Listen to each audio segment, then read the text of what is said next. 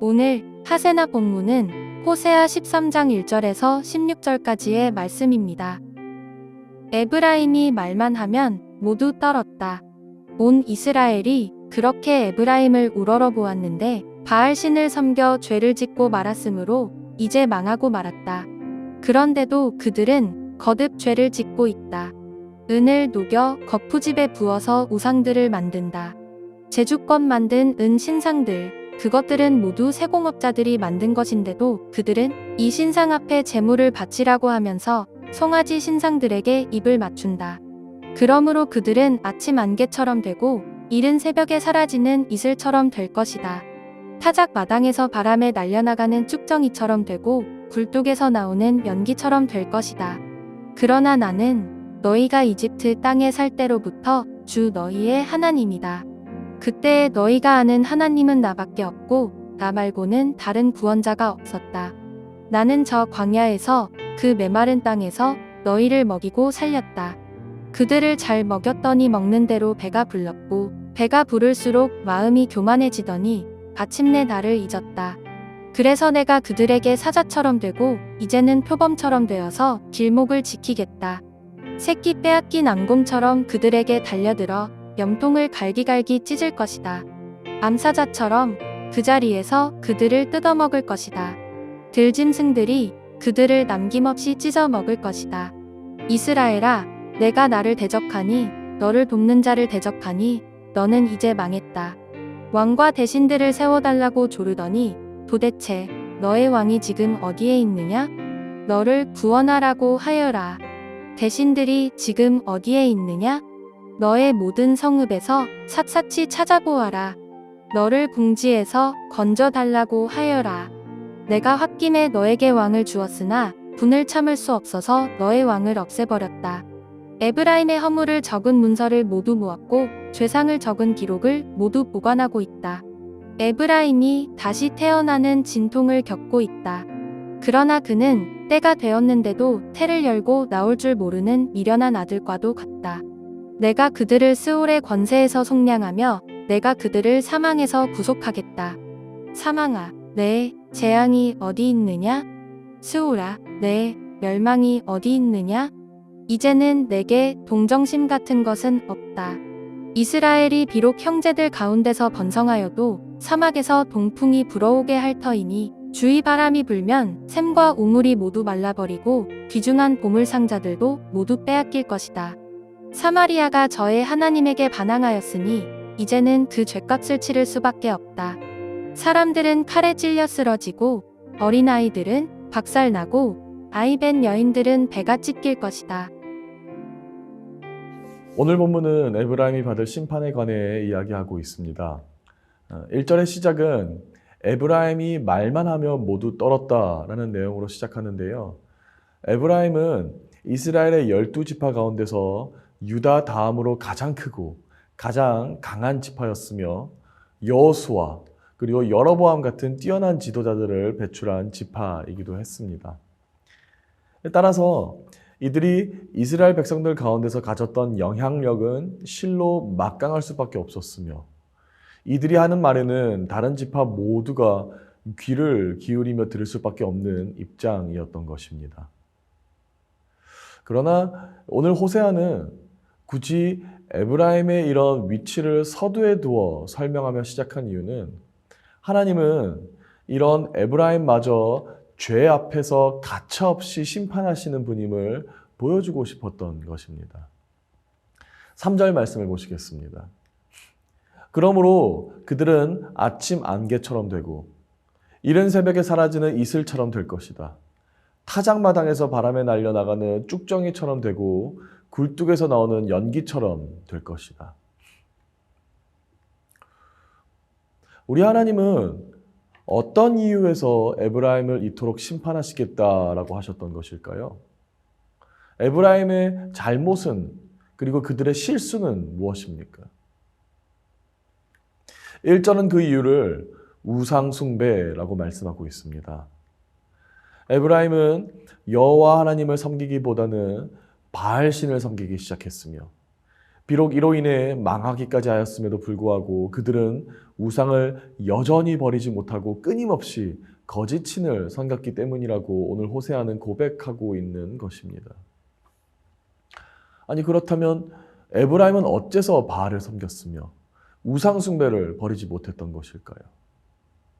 오늘 호세아는 우상 숭배하는 사람 안에 도사리고 있는 가장 중심된 욕망을 폭로하는데 이는 바로 자기를 위함이라고 불리우는 이기심이라고 설명합니다. 개역개적 성경에서는 이렇게 말씀합니다. 호세아 13장 2절 말씀. 이제도 그들은 더욱 범죄하여 그 은으로 자기를 위하여 우상을 부어 만들되. 에브라임이 하나님을 의지하지 않고 바알을 지속적으로 섬겼던 이유는 그들은 하나님의 식과 법을 따르기보단 하나님의 타이밍과 그리고 하나님의 때를 기다리기보단 자기가 스스로 원하고 스스로 원하는 타이밍에 모든 것을 이루고 싶어한 욕심이 있었기 때문이며 그 욕심을 정당화하기 위해 에브라임은 우상 숭배하기를 그치지 못했던 것이다 라고 호세아는 말씀하고 있는 것입니다. 사실 따지고 보면 우상에게 절대 잘못이 있는 게 아니었습니다. 우상은 그저 인간이 자신의 손으로 은을 녹여 제주껏 만든 모형밖에 되지 않지만 잘못은 거기에 의미를 부여하여 하나님의 뜻을 거스르면서까지 내 뜻을 관철하고자 한 인간의 욕심과 욕망에 있는 것입니다. 그리고 바로 이런 이유에서 오늘 호세아는 모든 우상 숭배의 중심에는 자기를 위함이라는 인간의 이기적인 욕심이 있는 것이다 라고 폭로했던 것입니다.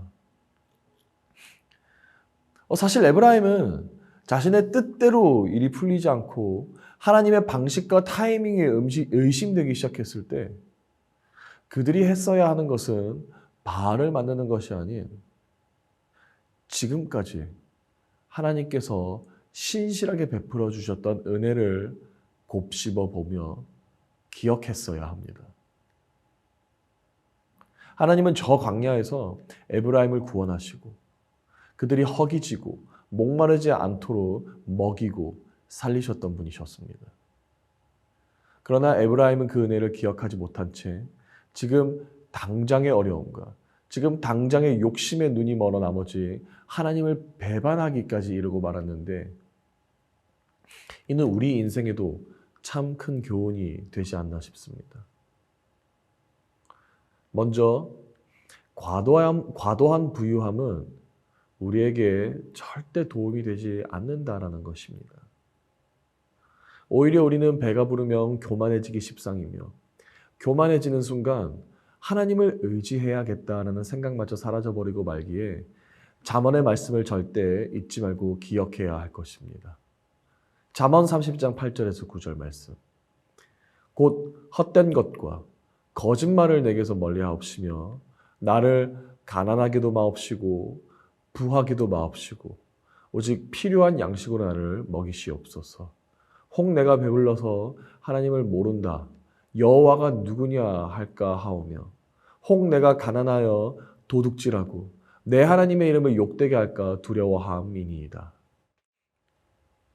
두 번째로 우리 또한 인생이 힘들어지고 내 뜻대로 삶이 풀어지지 않아 낙심될 때 기억해야 할 것은 바로 지금까지 하나님께서 우리에게 베풀어 주신 그 놀라우신 은혜를 곱씹어 보는 것입니다. 에베네셀의 하나님께서 지금까지 우리를 인도하신 것처럼 앞으로도 우리를 신실하게 이끌어 주실 것이라는 믿음을 가져야 하는 것이며 이 믿음은 지금까지 우리를 인도하신 하나님을 기억함으로 열매에 맺어지는 것임을 가슴에 새겨야 하는 것입니다.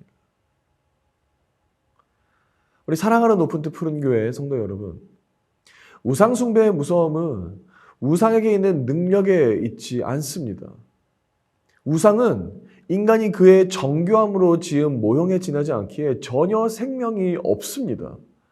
오히려 우상을 가장한 우리의 욕심이 무서운 법입니다.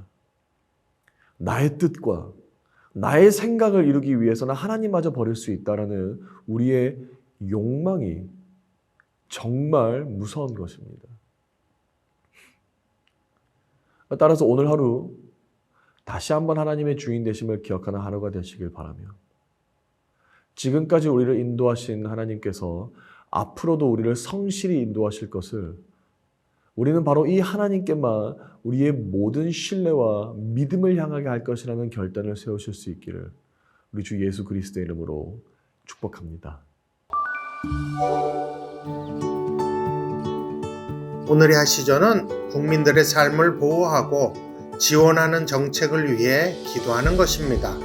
복지, 교육, 경제, 환경 등 모든 분야가 공정하고 투명한 정책이 실행되게 하시고 정의와 사랑이 흐르는 사회가 되기를 기도합시다. 오늘의 하시죠. 함께 하시죠.